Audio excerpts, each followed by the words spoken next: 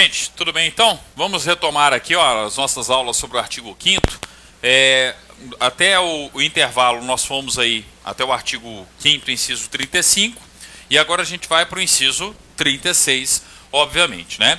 E o grande objetivo do artigo 5º, inciso 36, é falar a respeito de segurança jurídica. Eu preciso ter segurança jurídica, né, para que as coisas se desenvolvam em sociedade, para que os investidores invistam, as pessoas trabalhem, né? Ninguém consegue viver em um mundo de insegurança jurídica, em uma sociedade de insegurança jurídica. Você precisa ter estabilidade e segurança jurídica. E por isso que a Constituição coloca aqui no artigo 5º, inciso 36, que a lei não prejudicará o direito adquirido, o ato jurídico perfeito e a coisa julgada. O que isso significa em termos práticos, não só de prova, mas também de vida em sociedade, né? Olha só, o que é um direito adquirido? É aquele direito que eu já conquistei, né?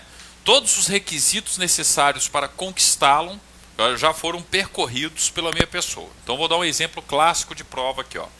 Eu sou um servidor público com 35 anos de contribuição e 60 anos de idade.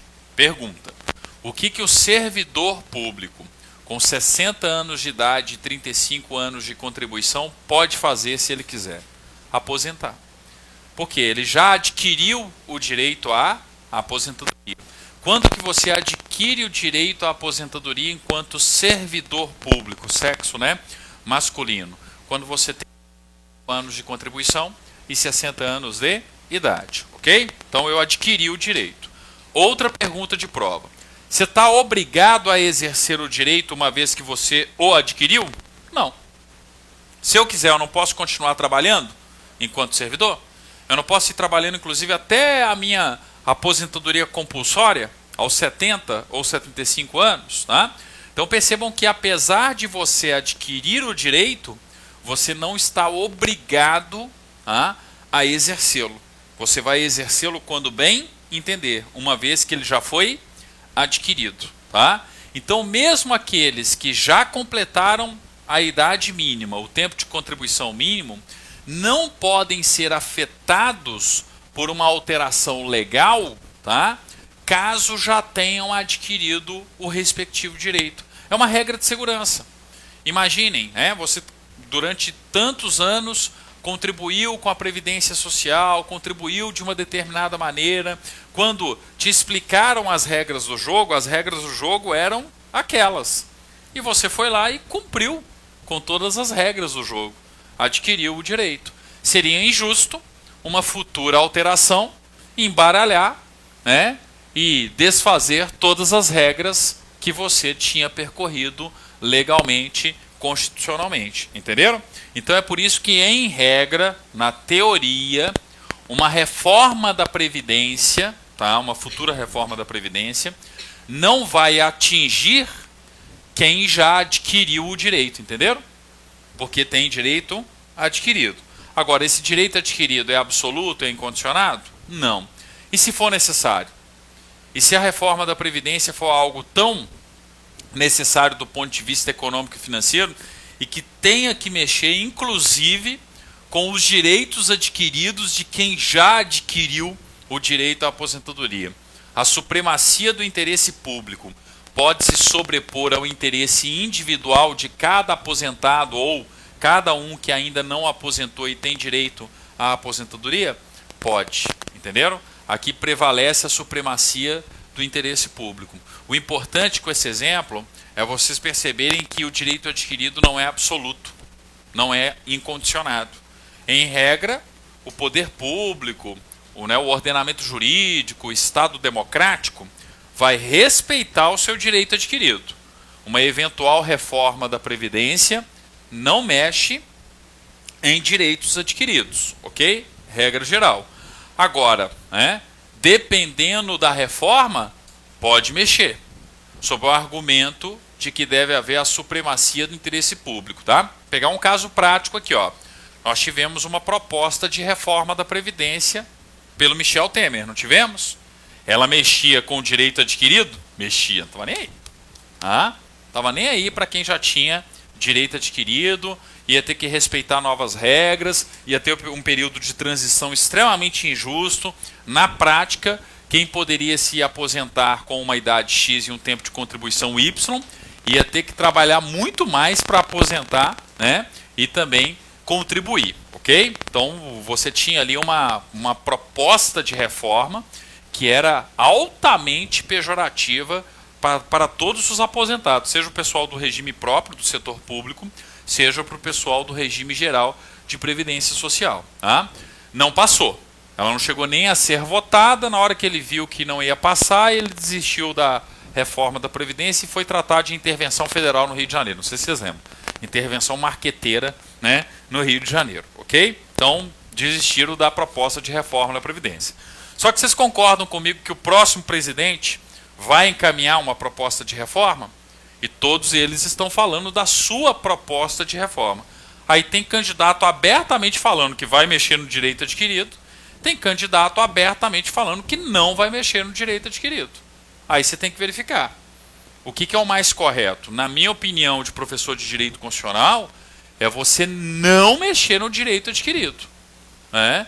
Então, outro dia eu vi um discurso do Ciro Gomes falando que não ia mexer, e se eu não me engano do Alckmin, falando que não ia mexer, que ia respeitar o direito adquirido. Eu não sei se foi Ciro Gomes ou Alckmin, ou se foi Ciro Gomes e Meirelles. Não, Meirelles foi o que queria agora, entendeu? Agora eu esqueci o outro, mas dois candidatos estavam falando que não iam mexer no direito adquirido. Por quê? Porque você tem que respeitar a Constituição. Eu falei, ó, esse aí, né, teve aula de direito constitucional, né, mínima. O Ciro Gomes é professor de direito constitucional. Ele, obviamente, tem que saber falar isso aí, né? Mas, enfim. Então, qualquer proposta da Previdência, na minha opinião de professor de direito constitucional, tem que respeitar o quê? O direito adquirido. Adianta ficar mexendo em quem já aposentou? Ou quem já conquistou o direito? Você mexer nesse direito adquirido não é criar uma insegurança jurídica na sociedade tamanha ao ponto que as pessoas vão falar assim, ó, toda reforma da Previdência que tem mexe no meu direito adquirido, que já mexeram, tá? Em reformas anteriores, tá? Então, peraí, é melhor não mexer. Ah, mas peraí, professor, se não mexer não tem como resolver o problema, o déficit, tira o dinheiro de outro lugar. Quem disse que o problema de dinheiro do Brasil é só Previdência? É um dos componentes do gasto público. Tá? E não é o principal problema não, tá? Mas enfim, é um dos componentes. Tem que reformar a Previdência? Tem, mas tem que ser uma proposta de reforma da Previdência condizente, respeitando, por exemplo, direito adquirido. Não é simplesmente reformar e passar por cima do direito adquirido, igual outros candidatos estão pregando. Tem que diminuir a despesa pública, o importante é diminuir a despesa pública, passa por cima de todos os subsídios e todos os direitos adquiridos. É quebrar o país, se for levar a sério esse tipo de discurso. E quando eu falo quebrar o país, quebrar inclusive o aposentado, né? As famílias que dependem ali do respectivo aposentado e coisas do tipo. Tá? Enfim, eu tenho que respeitar o direito adquirido das pessoas. É uma coisa básica de qualquer país desenvolvido. Qualquer país que quer ter investimento, que quer ter, né, geração de empregos, precisa ter um ambiente o quê? De estabilidade e segurança jurídica. Tá?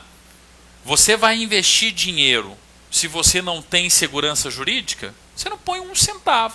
Se você tem segurança jurídica, você coloca dinheiro. Tá? Qual tem sido um problema do Brasil nos últimos anos? Essa instabilidade absurda que a gente vive. Ora o presidente é um, depois vira outro. Ora acontece uma coisa, depois acontece outra. Né? Esse Game of Thrones que virou aí a República Federativa do Brasil. Tá? A instabilidade política é tão grande que está gerando o quê? Instabilidade jurídica. E ninguém quer investir num cenário de instabilidade jurídica. Eu preciso ter segurança. Eu preciso ter respeito ao meu direito adquirido. Tá? Então qualquer tipo de reforma, são reformas necessárias, tem que preservar o quê? O direito adquirido da pessoa. Só se realmente não tiver jeito, tipo assim, ó, não tem jeito, eu tenho que mexer inclusive no direito adquirido. Porque se eu não fizer isso, quebra a Previdência, não tem mais dinheiro da Previdência realmente em situação, né, em hipótese alguma. Aí prevalece a supremacia do interesse público. E aí eu posso mexer no direito adquirido das pessoas. Entenderam como que é a questão de prova? O direito adquirido não é um valor absoluto. Não é um direito absoluto. Mas, tá? Ele, em regra, deve ser respeitado de uma forma quase absoluta? Sim.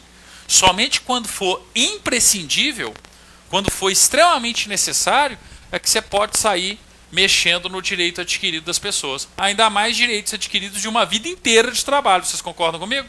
Que é o caso da reforma da Previdência. Calma lá, vamos fazer uma reforma, mas vamos fazer uma reforma real, condizente com a realidade, respeitando os direitos adquiridos, tá? Até porque eu acho bobagem ficar discutindo se avança ou não em cima do direito adquirido. Tem tanta coisa importante para discutir. Você vai queimar capital político com isso? Vamos rasgar ou não o direito adquirido das pessoas? Imagina a discussão em cima disso. Peraí, respeita. Até aqui foi assim, beleza. Agora para frente a gente vai pensar da seguinte maneira. Entenderam?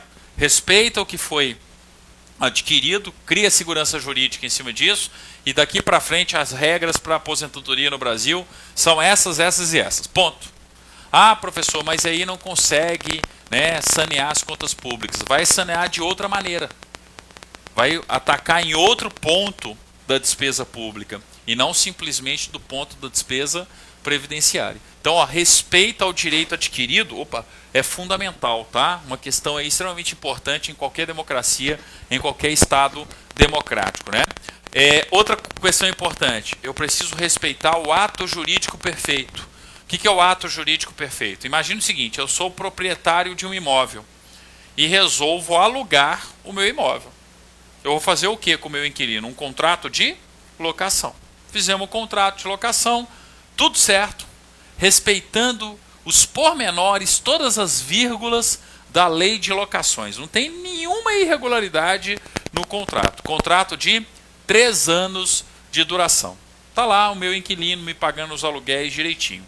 Aí vem com 1 ano de contrato, vem uma nova lei de locações, me assegurando como proprietário mais direitos do que eu já tenho. Pergunta, essa alteração na lei de locações já vale para o contrato em vigor? Ou eu tenho que esperar o contrato em vigor terminar para aí sim, na sua renovação, ele respeitar a nova lei?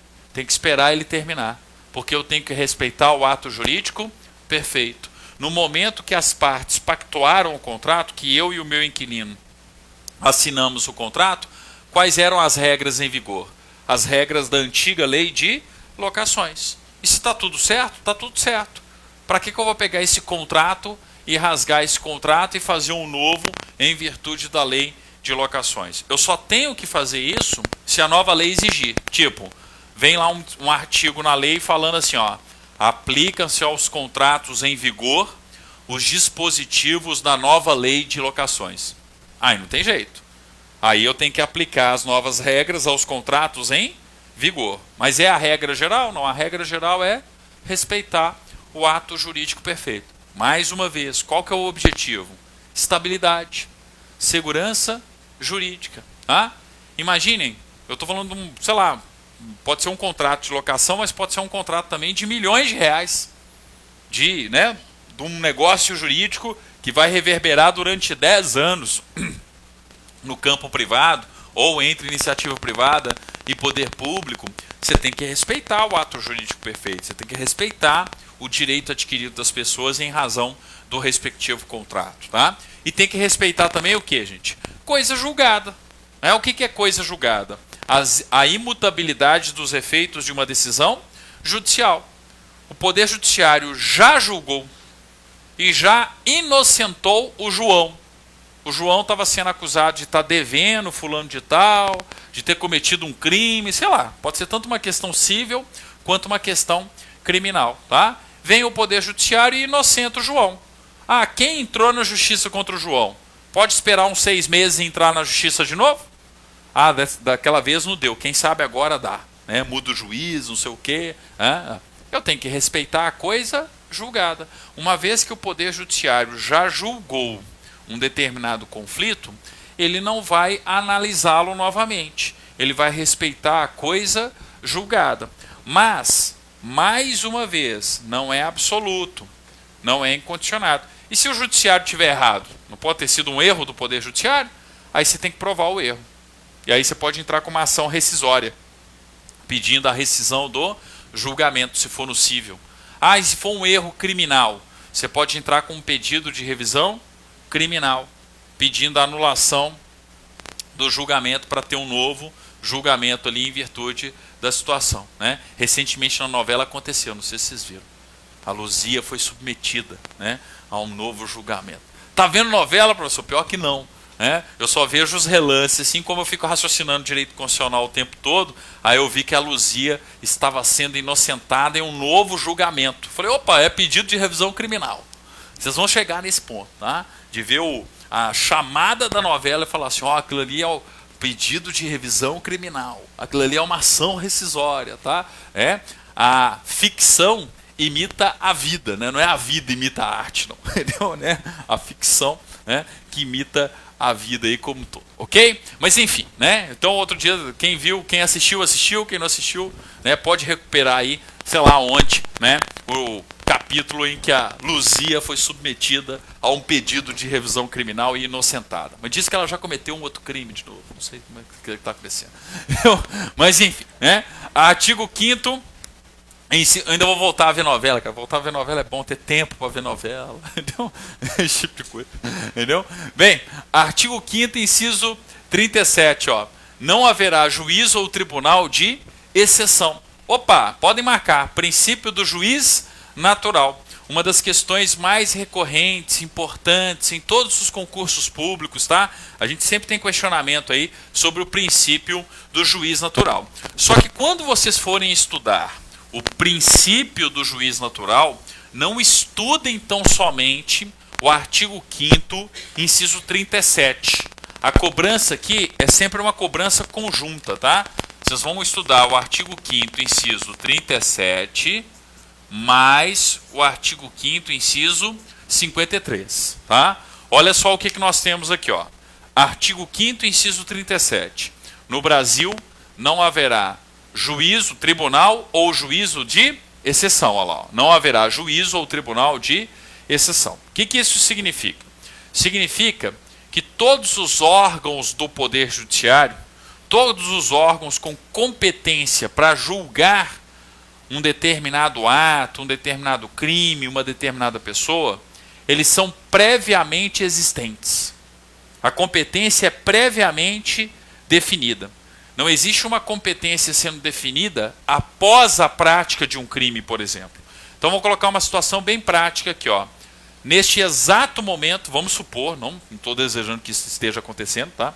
Mas vamos supor que neste exato momento esteja acontecendo um homicídio doloso na comarca de Florianópolis. Fulano matou Beltrano. Homicídio doloso. Artigo 121 do Código Penal, tá? Pergunta: quem é competente para fazer o julgamento? Tribunal do Júri. De qual comarca? Da comarca de Florianópolis. Por que eu sei que é o Tribunal do Júri o competente para fazer o julgamento? Porque a regra de competência é pré-estabelecida. Ela é anterior à prática do fato.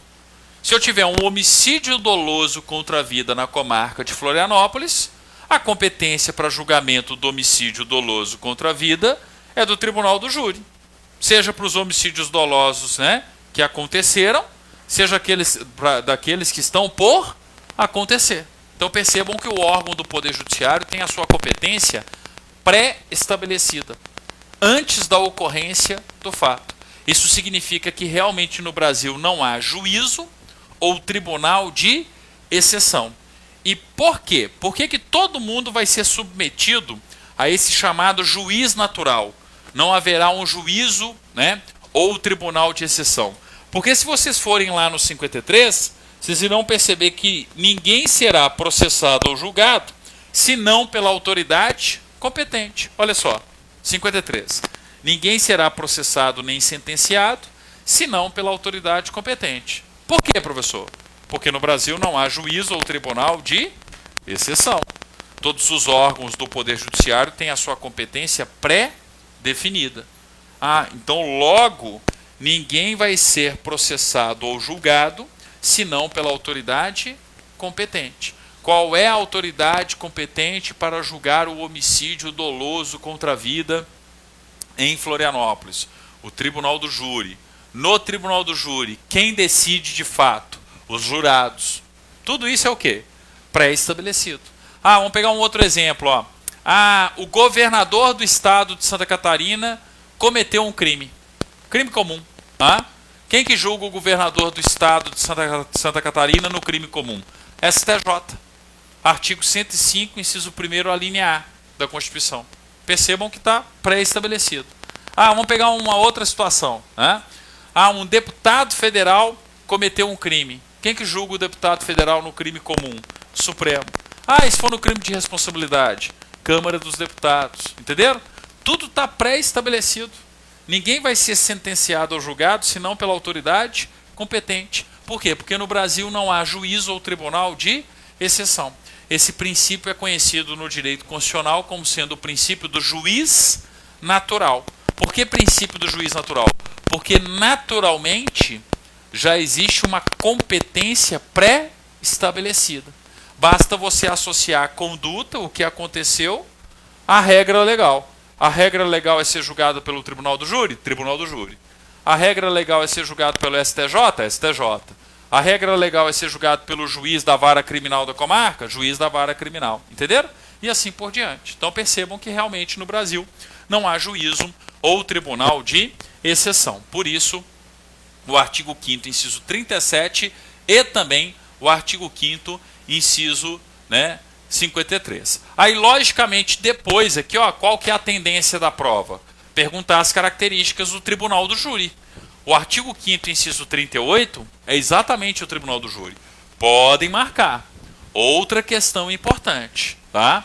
É reconhecida a instituição do júri com a organização que lidera a lei.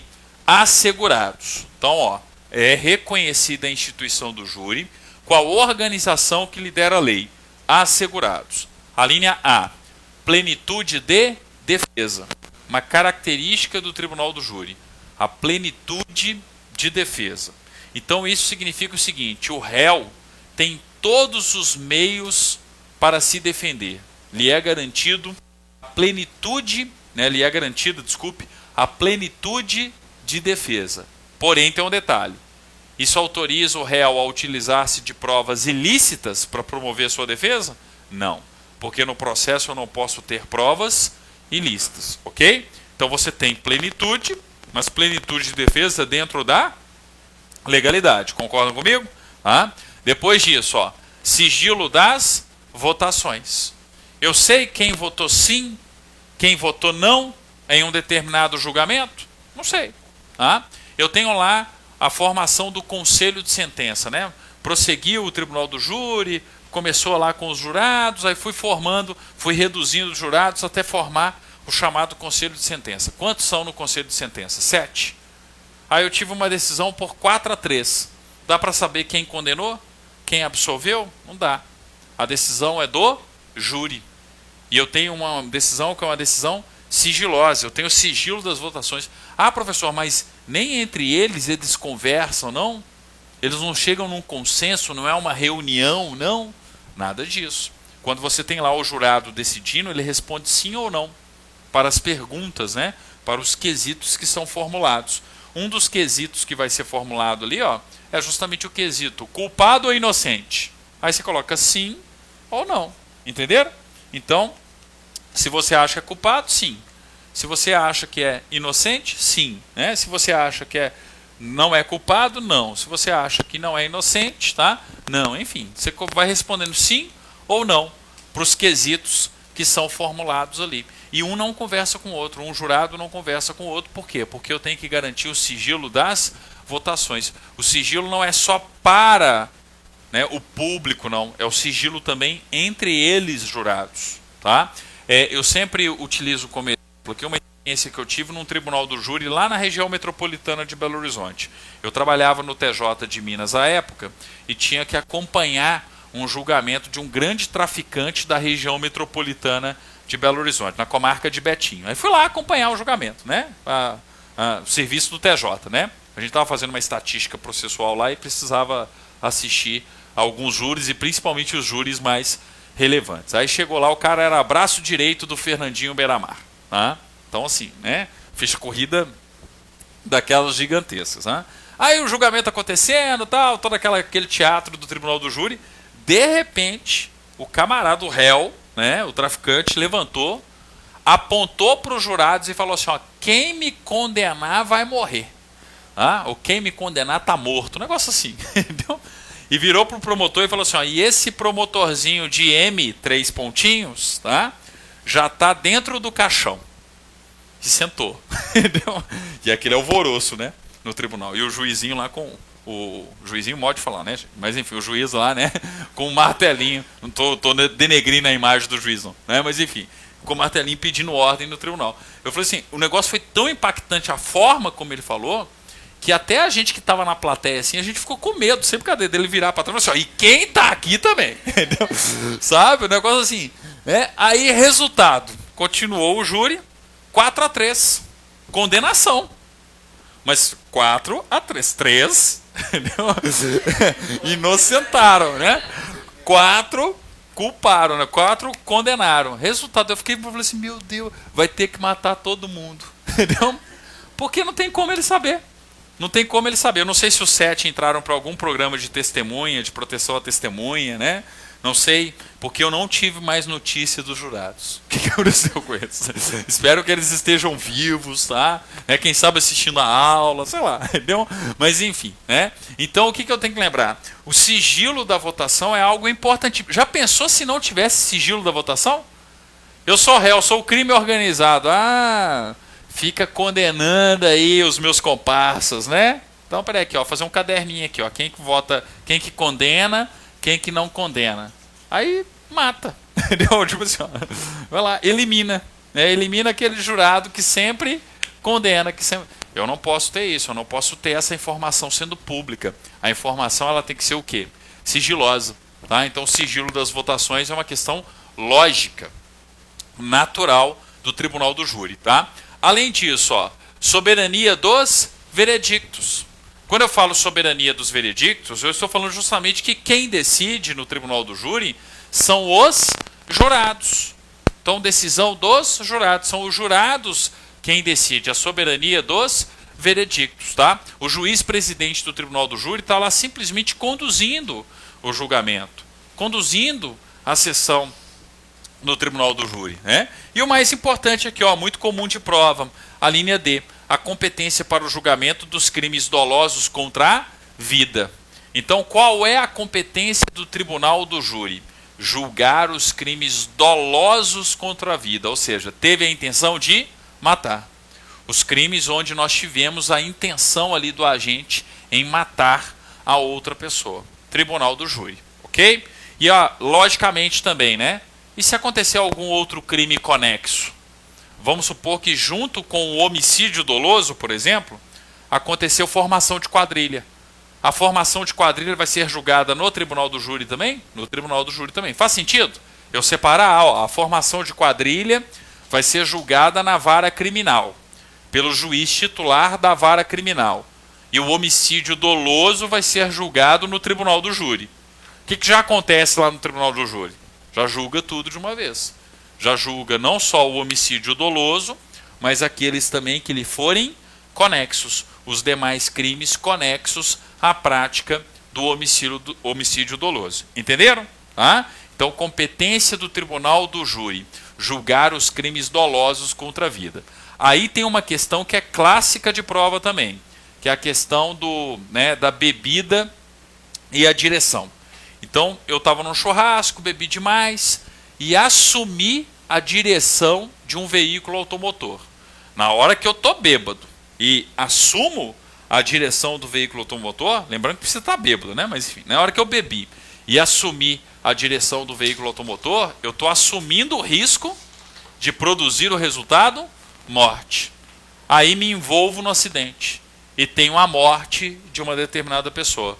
Competência de quem para fazer o julgamento? Tribunal do júri ou a vara criminal da respectiva comarca? Tribunal do júri. Ah, professor, mas não foi um homicídio doloso. Foi um homicídio culposo. O motorista não teve a intenção de matar. Ok. Em regra, quando é homicídio culposo, é a vara criminal, é o juiz titular da vara criminal da comarca que faz o julgamento, não o tribunal do júri. Mas qual que é o entendimento hoje em virtude dessa situação, da embriaguez ao volante? A competência do tribunal do júri. É o chamado dolo eventual. Tá? Na hora que eu bebo e assumo a direção do veículo automotor, eu assumo o risco de produzir o resultado morte. Assumir o risco, eu estou de uma certa forma assumindo uma certa intenção. Um dolo eventual. Ó, se acontecer, eu estava ciente que poderia acontecer. Entenderam? Então, em razão disso, o entendimento majoritário do direito constitucional, aliás, do direito constitucional é entendimento concreto. Não é nem majoritário, não. Tá? Então, se cair numa questão de direito constitucional, podem marcar sem medo. Competência do tribunal do júri. E no processo penal é que tem um pouco de discussão ainda. O entendimento majoritário é que é competência do tribunal do júri. Mas existe ainda entendimentos minoritários falando que teria que ser o juiz da vara criminal, porque é um homicídio culposo e não um homicídio doloso. Tá? Mas para efeitos de prova e, sobretudo, prova de direito constitucional. O que vocês vão marcar? Competência do tribunal do júri. Tá? Contou a historinha lá da embriaguez ao volante, tal, tribunal do júri. Artigo 5º, inciso 38 da Constituição. Dúvida com relação a isso? Tranquilo, né? Artigo 5º, inciso 39, ó. Importante para os concursos na área da segurança pública, né? Não há crime sem lei anterior que o defina, nem pena sem prévia cominação legal. Gente, questão óbvia, lógica. Eu posso ser condenado por algo que, quando eu pratiquei, não era uma conduta criminosa? Se não era uma conduta criminosa, eu não sou um criminoso. Ó, princípio da legalidade. Ninguém é obrigado a fazer ou deixar de fazer alguma coisa, senão em virtude de lei. Se a lei não proibia, significa que era permitido. Então eu pratiquei uma série de condutas que não eram condutas criminosas. Aí vem o Congresso Nacional e tipifica essas condutas que eu pratiquei no passado como sendo condutas criminosas. Dali para frente é crime, dali para trás não. Entenderam? Por quê? Porque não há crime sem lei anterior que o defina, nem pena sem prévia cominação legal. Já notaram que no Código Penal, ou em qualquer legislação penal, ou de cunho penal, você tem a descrição da conduta típica e logo abaixo você encontra o quê? A pena. Não tem lá? Artigo 121 do Código Penal. Matar alguém, homicídio. Aí tem lá os atenuantes, os agravantes e depois não vem a pena? Então percebam que realmente, ó, não há crime sem lei anterior que o defina, nem pena sem prévia cominação legal. Ok? Então uma questão lógica aí, né, de prova. Artigo 5º, inciso 40. Outra questão também. Ó, vale a pena marcar o 39? Vale, ele é recorrente. Apesar de ser óbvio, ele é recorrente em concursos. O 40 também. É outra questão óbvia, porém também recorrente em concursos públicos. A lei penal não retroagirá, salvo para beneficiar o réu. Aqui eu estou falando da irretroatividade da lei penal.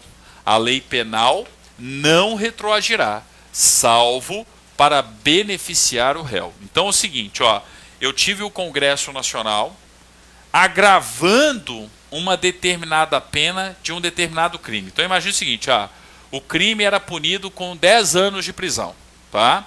Aí vem o Congresso Nacional e fala, não, agora não são mais 10 anos, agora são 12 anos de prisão. Pergunta, quem já está cumprindo pena e foi julgado quando era 10, vai cumprir 10 ou vai cumprir 12? Vai cumprir 10. Questão natural. Por quê? Porque a lei penal não pode retroagir se for para prejudicar. Ela só pode retroagir se for para beneficiar. Aí pensa o exemplo contrário. Quando eu fui condenado, a pena era de 10 anos. Aí veio o Congresso Nacional e diminuiu a pena de 10 para 5. que acontece com todo mundo que está cumprindo pena de 10? Tem que cumprir agora de quanto?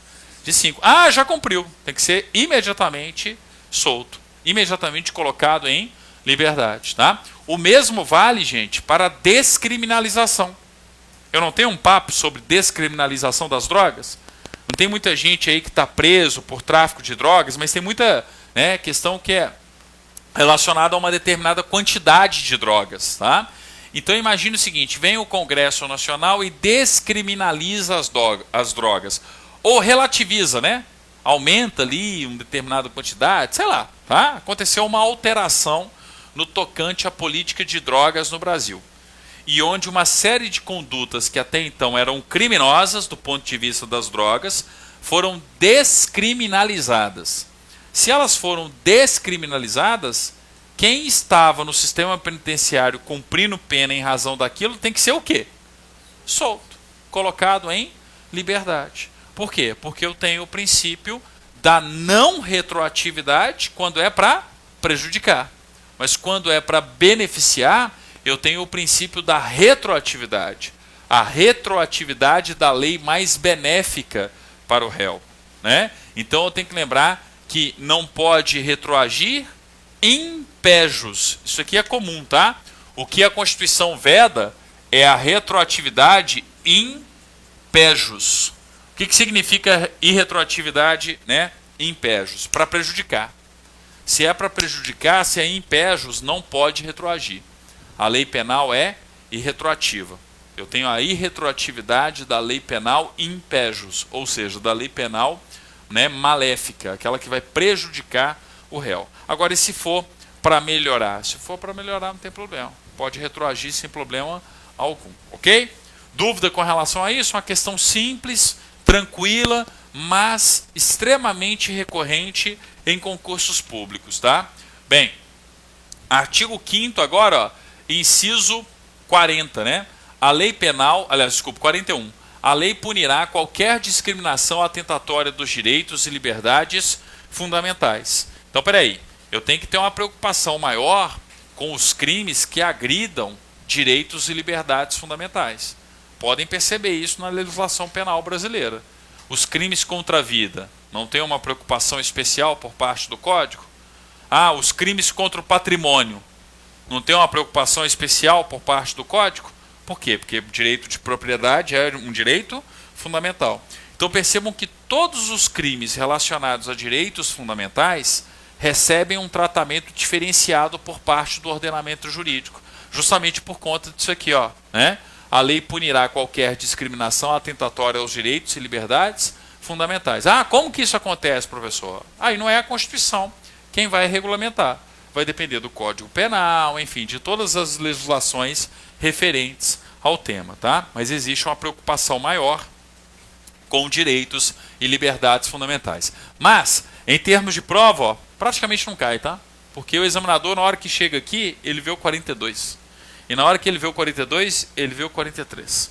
E na hora que ele vê o 43, ele vê o 44. Tá? Então não tem como. O examinador chega nesse ponto do artigo 5º, a mão dele coça para fazer uma questão. E ele vai e faz a questão sobre o 42, 43 e o 44, né?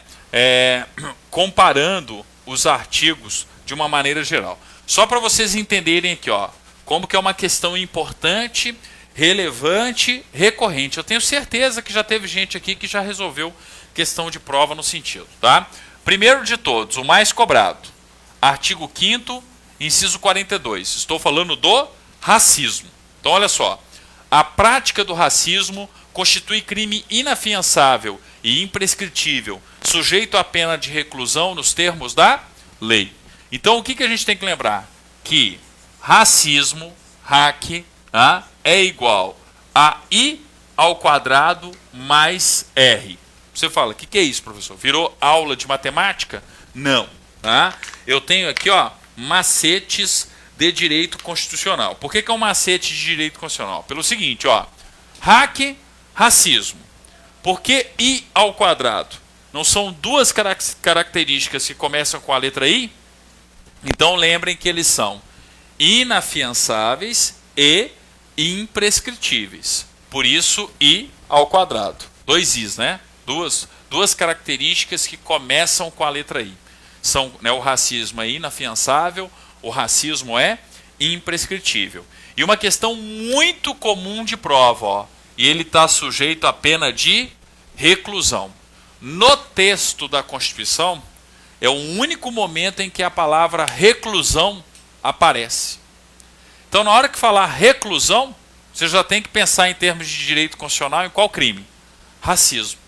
Que o racismo é inafiançável, é imprescritível e é sujeito à pena de reclusão. Tá certo? Então, ó, racismo é igual a I ao quadrado mais R. Beleza? Aí vem o examinador, não contente, e cobra o 43. O artigo 5º, inciso 43. O que eu encontro aqui? Ó? 3T mais H é igual a 2Is. Virou química agora, professor? Não.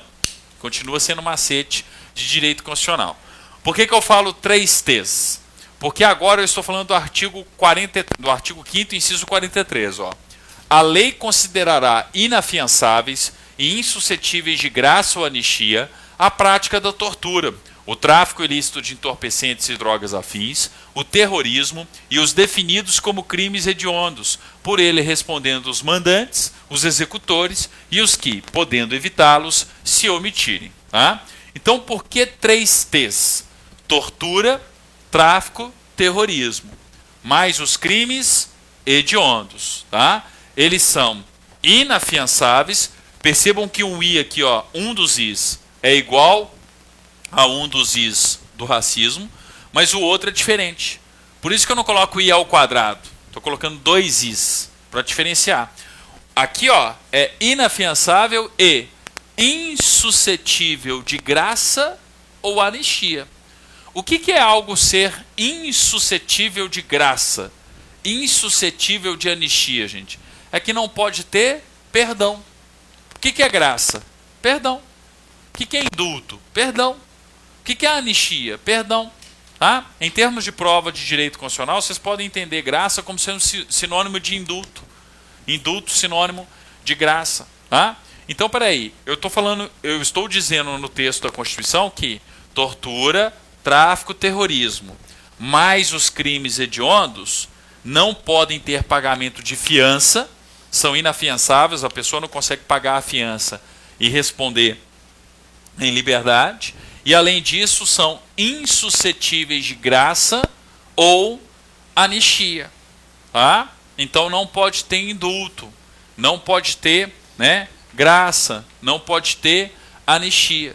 Ok? Então é por isso que quando eu falo o seguinte, ó, quando corrupção entra como sendo um crime hediondo, ou como determinados crimes entram como sendo crimes hediondos, tem como dar indulto? Tem como conceder perdão? Anistia? Não tem como. Entendeu? Só para ficar num exemplo aí, né? Uma discussão recorrente da sociedade. Se pode indultar ou não pode indultar. Eu não posso indultar quando o crime é hediondo. Tá certo? Corrupção não virou crime hediondo? Se eu não me engano, virou, né? Ou ainda é só pro... Mas é projeto. Está tramitando. Tá? Na hora que virar, acaba essa discussão. Por quê? Porque existe a proposta. A partir do momento que vira crime hediondo, não pode ser objeto de graça, não pode ser objeto de indulto, não pode ser objeto de anistia. Tá? Então, ó, 3Ts mais H, tortura, tráfico, terrorismo, mais os crimes hediondos, são inafiançáveis e insuscetíveis de graça ou anistia. Ser insuscetível de graça ou anistia é a mesma coisa que dizer que são imperdoáveis, que não podem ter qualquer tipo de perdão, seja o perdão da graça, / indulto, seja o perdão da anistia. E aí, ó, vem o XL4, que é outro clássico de prova também, que aí sempre aparece assim, ó, ação, tá, de grupos armados. A ação de grupos armados contra a ordem constitucional ou o Estado democrático constitui crime o quê, gente? Constitui crime inafiançável e imprescritível. Vejam só, ó. Constitui crime inafiançável e imprescritível a ação de grupos armados, civis ou militares, contra a ordem constitucional e o Estado democrático. Tá? Então vejam só, o que a gente tem que observar aqui, ó. a partir do momento que eu tenho a ação de um grupo armado, detalhe da Constituição, tá? Grupos armados civis ou militares, tá? Contra a ordem constitucional, contra o Estado democrático, isso aqui vai ser igual a I ao quadrado. Por que é I ao quadrado de novo? É o mesmo I ao quadrado aqui, ó. São as mesmas características. Inafiançáveis e imprescritíveis. Ok? Então, a ação de grupos armados contra a ordem constitucional e o Estado democrático, tá? São crimes inafiançáveis e imprescritíveis, tá? Então, percebam que é uma questão extremamente importante e recorrente. Aqui, ó, o que é muito comum acontecer?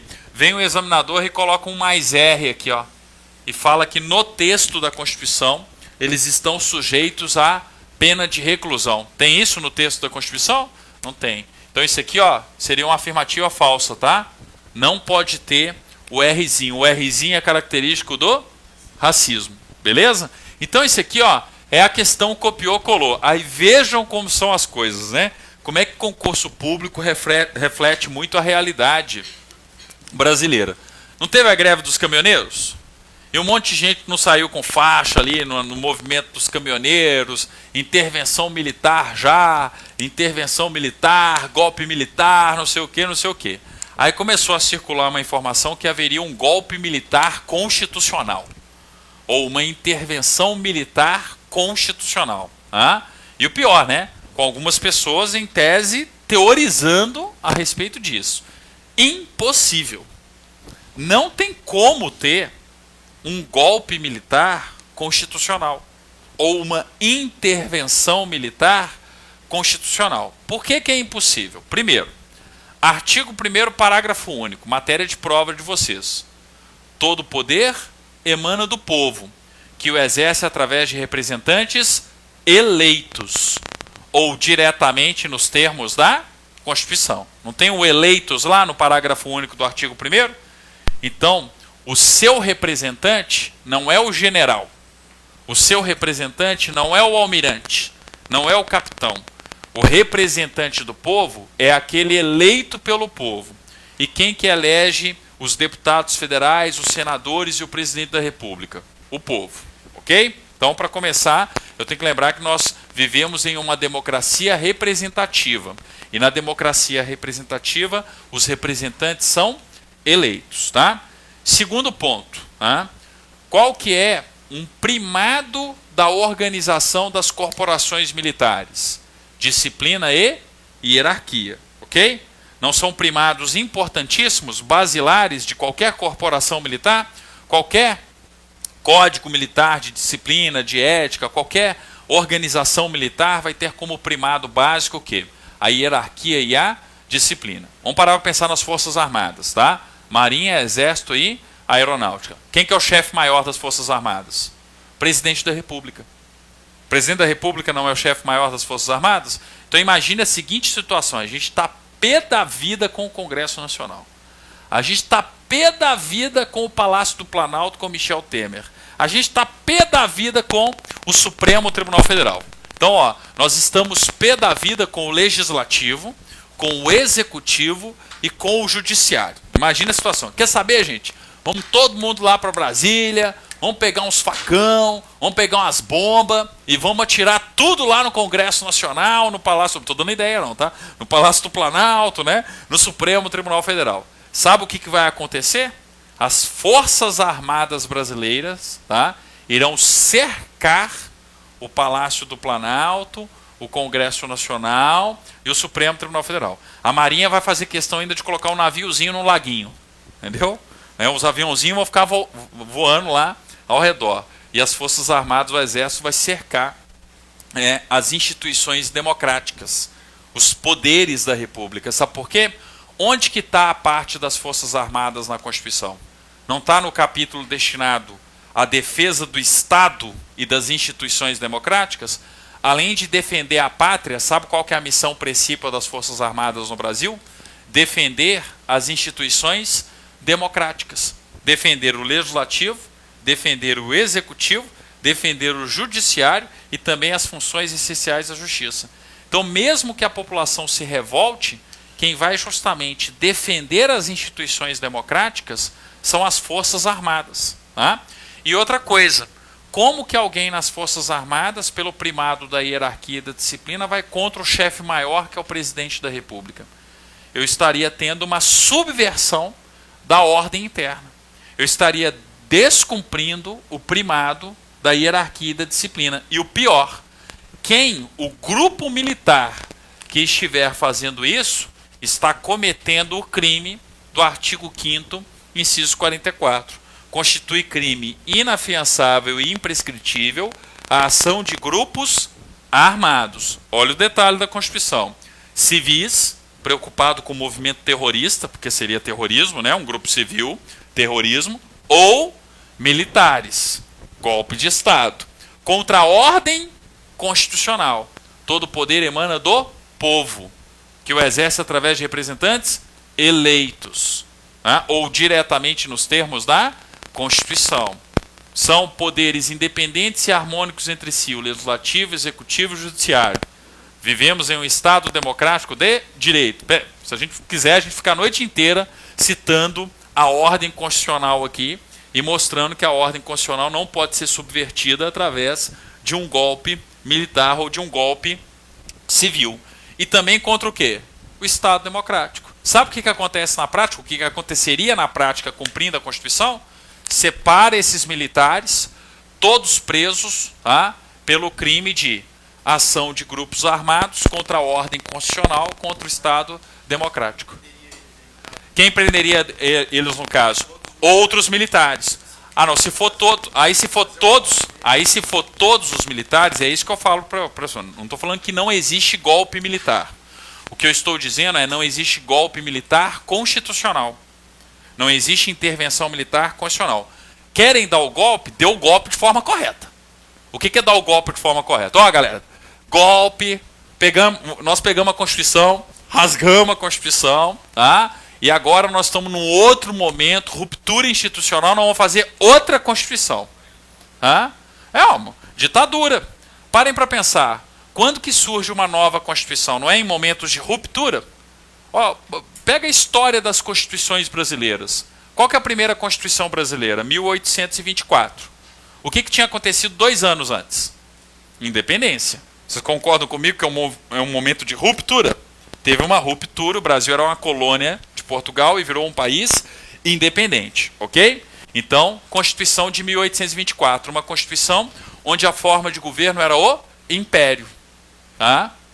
Era a monarquia, era um Estado unitário, ok, características do Império Brasileiro. O que acontece em 1889? Proclamação da República. Concordam comigo que é outra ruptura? O que acontece em 91? Constituição de 1991, que é a primeira Constituição federativa e republicana do Brasil. E aí vai. Aí você chega na Revolução de 30. O que acontece na Revolução de 30? Você tem uma ruptura novamente, um golpe, tá, militar, um golpe civil-militar, que acaba com a República Velha e institui uma ditadura, que na prática era a ditadura do Getúlio Vargas. E aí o que acontece? 34, uma nova Constituição, entenderam? Então quer dar o golpe? Dá o golpe direito. Não vem com essa coisa, é um golpe militar constitucional. Mentira, não existe golpe militar constitucional.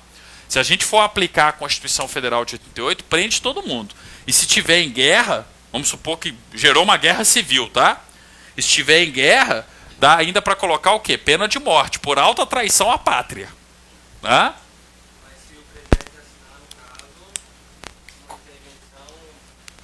Aí, igual do Rio de Janeiro, né? Isso é outra situação. O presidente da República não tem a prerrogativa de assinar uma intervenção militar no Brasil inteiro.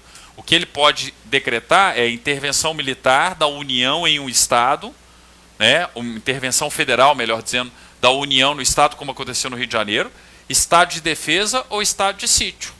Só que nem no estado de defesa, nem no estado de sítio, muito menos na intervenção federal, você tem a subversão da Constituição.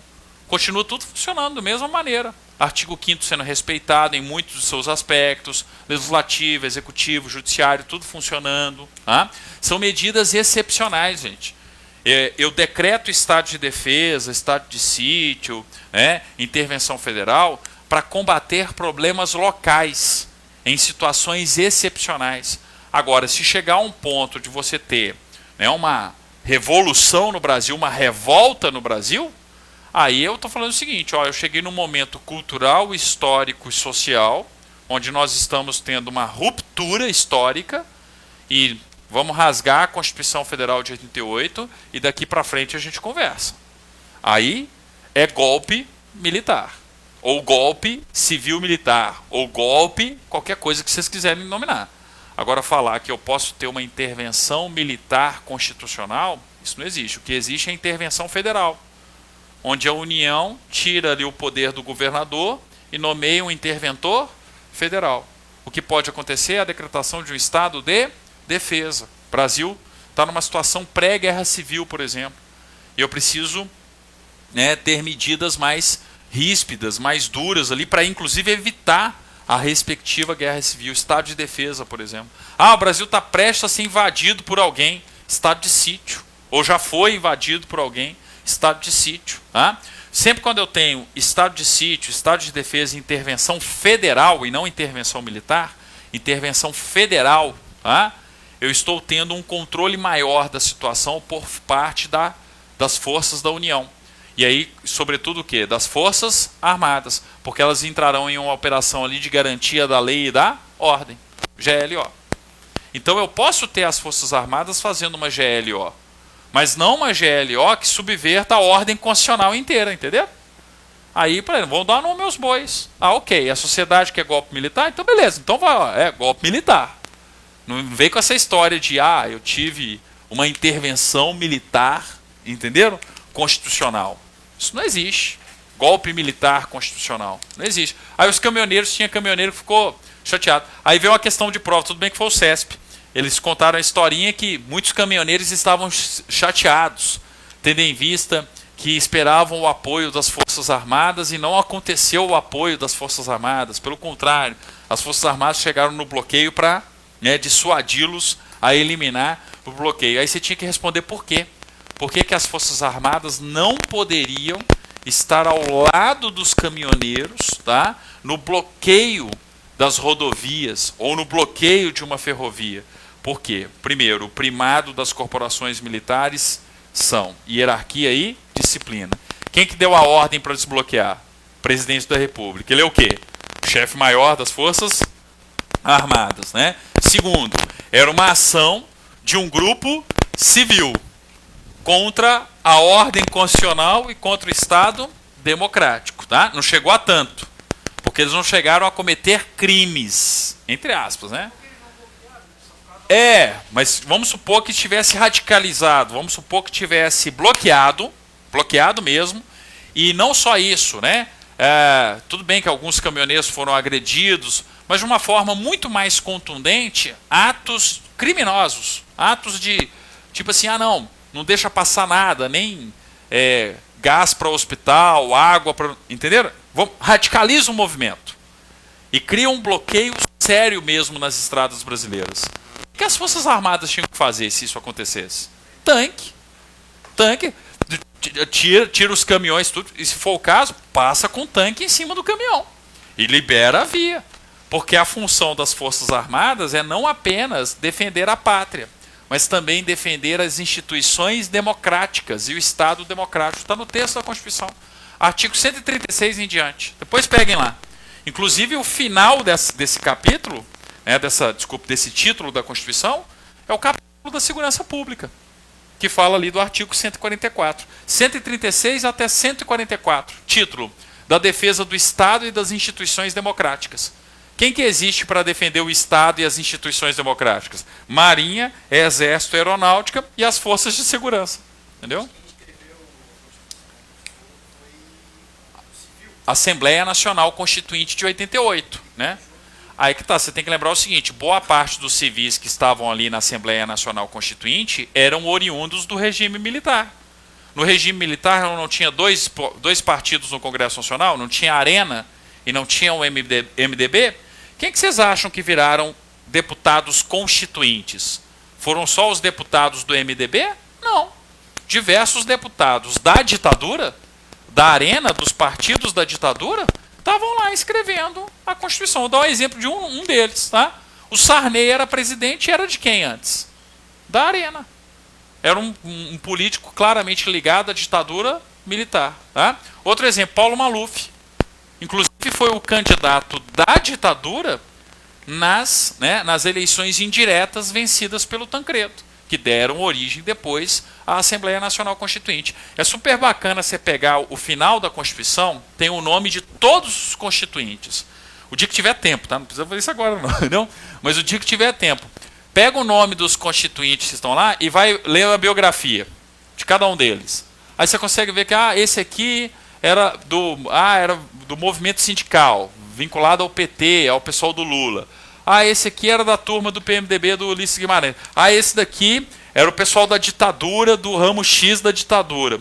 Quando você tem uma Assembleia Nacional Constituinte, ainda mais em um processo de redemocratização, você não pode ter a lógica de vingança, de vencedores contra vencidos. O que você tem que fazer? Galera, vamos zerar tudo? Isso já tinha acontecido, ninguém lembra, né? Em 79. Eu não tive a lei da anistia em 79? O Geisel não propôs a lei da anistia, o Congresso não aprovou, não sei o quê, e não foi decidida uma anistia geral, ampla e restrita para todos os lados. Então, 86 ali, quando é a instauração da Assembleia, aliás, 85, 86, quando instaura a Assembleia Nacional Constituinte, é só uma consequência de todo esse processo, de uma distensão lenta e gradual. Aí, beleza. Aí todo mundo redigiu. Aí começou esse folclore também. Que quem redigiu a Constituição foram só os democratas, os militares não participaram da redação da Constituição. Pelo contrário, participaram em determinadas partes, inclusive, da Constituição, foram os militares que redigiram. O artigo 20, que fala dos bens da União, tudo militar, redigindo ali. Né? O artigo que falava do monopólio do petróleo, sendo da Petrobras, não sei o quê, tudo militar. Você pega lá a parte da defesa do Estado, das instituições democráticas, Estado de sítio, tudo ali. Agora, é claro, discussão, Assembleia Nacional Constituinte. Tá? Muitas coisas passaram, outras não, seja de um lado, seja de outro. Tá? É interessante você pegar lá e depois olha o currículo de cada um que estava lá. Tá? Esse tempo eu estava vendo na televisão que o da ONU Sim. Recomendou. É. Que os militares cometeram crime no tempo do Sim. militar. Só que existe a lei da anistia, né? É bem, isso aí. O que eu tenho que lembrar? Isso aí já foi questão de prova, tá? E no concurso da Polícia Militar não cobra direitos humanos, tá? Qual que é a recomendação? Existe o Alto Comissariado da ONU para Direitos Humanos. Isso é questão de direitos humanos, tá? Tem lá o Alto Comissariado da ONU para Direitos Humanos. E o que o Alto Comissariado da ONU para Direitos Humanos decidiu, né, recomendar aos países que são signatários da Declaração Universal dos Direitos Humanos como um todo? Que não tem como você fazer uma anistia que seja ampla, geral e irrestrita para todos os lados. Por quê? Porque as atrocidades humanas foram cometidas. Então, na visão da ONU, você não pode simplesmente fazer um documento legal no Congresso Nacional e falar assim, olha, galera, vamos esquecer tudo e ponto final.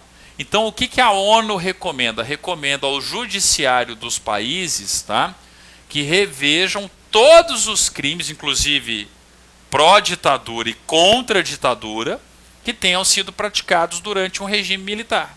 Aí isso está acontecendo na Argentina, está acontecendo no Chile, né, está acontecendo em muito menor escala no Brasil. Só que aí basta uma decisão que o pessoal fica, opa, quer dizer que é assim a interpretação? Agora não, foi a decisão de um juiz. Aí tem juiz aplicando essa recomendação da ONU. Agora, o sistema judiciário brasileiro não é composto de diversas instâncias? O Poder Judiciário no Brasil está obrigado a acatar a recomendação da ONU? É simplesmente uma recomendação, entenderam? Isso não significa que vai revogar a lei da anistia, não. Todo dia eu estava vendo essa discussão, vão revogar a lei da anistia, em nenhum momento se falou isso. Existe uma recomendação, né, das Nações Unidas para que ocorra uma verdadeira revisão de todos os atos atentatórios à dignidade da pessoa humana, tenham sido eles praticados pelos grupos pró-ditadura, tenha sido ele praticados pelos grupos o quê? Né? Contrários à ditadura. Em resumo, a lei da anistia brasileira foi exagerada, é isso que a ONU está argumentando. Assim como já tinha argumentado com a lei da anistia argentina do Chile. Aí que tá, é o noticiário que se propaga, mas na verdade quando você tem lá a decisão é uma decisão para todos os países de uma maneira geral. E na minha opinião é bobagem ficar discutindo isso agora. Você tem que ter lá a comissão da verdade, para saber onde é que foi parar o corpo, sabe essas coisas? Porque imagine o seguinte, você tem um familiar, um parente, seu parente sumiu na ditadura. Seja combatente pró, seja combatente, né, contrário à ditadura. Pô, você tem direito de saber onde é que está o corpo dele. E como que ele foi morto, se foi um ato exagerado do Estado, se tem direito à indenização ou não, entenderam? Então, o que a todo momento a ONU está discutindo nessas coisas e divulgando no foro competente dela de direitos humanos, não é para, não, tem que perseguir o militar ou tem que perseguir né, aquele que era contrário ao regime militar. Não, o que eles estão propondo é uma revisão. E você não tem uma anistia ampla, geral e restrita. Entenderam? Então, assim, na minha opinião, é meio que... Não é que... A gente tem que tomar cuidado na hora de falar isso, porque às vezes tem a família de alguém que sofreu na pele isso. Mas, assim, na minha opinião, hoje é meio que perda de tempo você ficar discutindo isso. Tá? Você tem que ter a comissão da verdade para verificar essas coisas mais humanas. E, quem sabe, até mesmo uma indenização. Agora, procurar condenar quem já foi anistiado, entendeu? Seja de um lado ou seja de outro. Isso é discussão. Tipo assim, bola para frente. Vamos evitar que isso aconteça novamente, entenderam? Vamos aplicar a Declaração Universal dos Direitos Humanos e vamos evitar que isso aconteça novamente. Então, só para a gente finalizar aqui, ó, a aula, tá? Era onde que eu queria ter parado com vocês por conta da importância dos 3 incisos. E até então esse aqui não caía tanto. Depois da greve dos caminhoneiros, depois de todo esse blá blá blá, essa discussão de intervenção militar, golpe militar, não sei o que, tá vindo com força nos concursos, tá? Não pode, não existe. Para ter golpe militar no Brasil tem que rasgar a Constituição. Consequentemente eu fico desempregado, mas tudo bem, fazer o quê? Não, tudo bem não, né? Eu não quero. Mas enfim, então assim, ó, o que eu estou querendo dizer é que numa questão de prova, você não pode admitir isso como sendo uma resposta correta. Porque, ó, tá claríssimo aqui, ó. Seja um grupo civil, seja um grupo militar. Atacou a ordem constitucional? Crime. Atacou o Estado democrático? Crime. Função de forças armadas não é dar golpe militar, pelo contrário, é garantir isso aqui. É defender. Isso cabe para qualquer tipo de grupo militar. Aí que tá, policial militar pode fazer greve? Não pode. Motim, mesma coisa. Não, pararam, ó, vamos colocar uma outra situação de prova que já aconteceu aqui, ó. Tudo bem, lá no Espírito Santo. Não, mas vamos colocar uma situação de prova aqui, ó, com base, e essa questão surgiu por causa da greve da Polícia Militar do Espírito Santo, tá? Olha só como é que foi a questão de prova. A questão de prova, assim, uma greve de PM. Teve uma greve dos policiais militares. E aí os policiais militares, não contentes com a negociação com o governo do Estado, cometeram a praticar atos criminosos, tá? Bloqueio, não sei o quê, tal, colocar fogo, né? Aí perguntaram se a Constituição tinha algum tipo de tipificação criminal prevista. A resposta estava aqui, ó. Artigo 5º, inciso 44. Constitui crime inafiançável e imprescritível a ação de grupos armados. Virou motim e deixou de ser polícia militar, porque polícia militar não faz isso. Virou um grupo armado.